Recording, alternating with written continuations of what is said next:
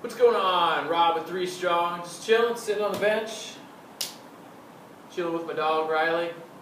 And this makes me think about squats. Notice how my leg position is. Knees are directly over the feet.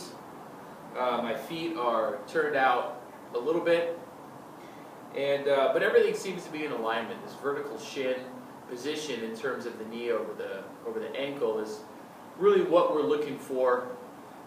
We don't want this. This is the oh, I'm shy, or oh, it's cold outside position.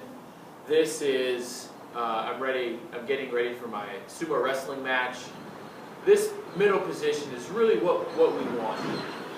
But what causes the legs to do this? If my feet are planted, my knees not bending anymore, it's not my knees, it's not my ankles, it's my hips. So my hips are actively pulling my legs out, my inner thighs are pulling my legs in. To keep this alignment, we need a good balance between the inner thighs and the outer thighs. And I'm not saying you get on the machine in the gym and do the inner thigh thing, and then you do the leg thing. That's silly. Because how practical is that? I mean, unless you're... Never mind. I like functional movements. And so if you're doing a functional movement like a squat, you don't need that inner outer thigh machine to help work your hips. Just do the squats and practice proper technique, and that's going to work all the muscles. All right? But what if we are squatting and we get this position here? Notice how the knees start to circle in. This wider knee position actually is a little bit safer. The ACL is actually injured. One of the mechanisms is, notice how my foot is turned out, knee bent and flexed.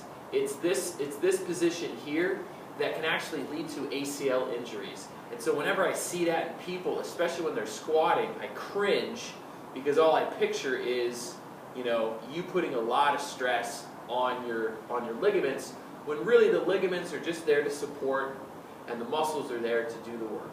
Okay? So if we are having trouble squatting and our knees are getting a little bit wobbly, how do we work the hips to get the knee in that good position? Obviously, we can focus on keeping those knees out and kind of pushing the knees out. And one of the things that you can do is just to practice this, if you don't have anything, is to sit down on a bench, get the knees over the feet, and push in. And what you're going to do is actively push those knees out. And just sit there and wait and see what you feel. You might notice that those upper hips, the glutes, the outside of the thighs are starting to work really hard. And when you're doing squats, that's where you should be feeling it. You want those little stabilizing muscles in the hips to help keep everything solid so that the major muscles can do the lifting of the weight. The smaller muscles are purely stabilizing, and just let the big muscles do the work. But once those stabilizing muscles shut down and they're not doing their job, your weight goes down, your form goes downhill, the risk of injury goes up, and your ability to increase strength goes down. This is a resistance band right here. They come in many different shapes, sizes. If you have a TheraBand, you can tie it in a little loop. One of the great things that I like about these resistance bands is you can practice resisting. So I can just sit here and push my knees out. Heck, I can just push it out and stretch it and hold it there. I don't need to use my hands. And now I really get those muscles tight. I can even feel it. So then from here, as I push those knees out, I get myself into a good squat position. And as I go down, I stretch that band, push the knees out, get the butt back. And now I've really started to activate those hips and get things stronger, so that when I apply that to a freestanding squat, I don't have these knock-knee issues.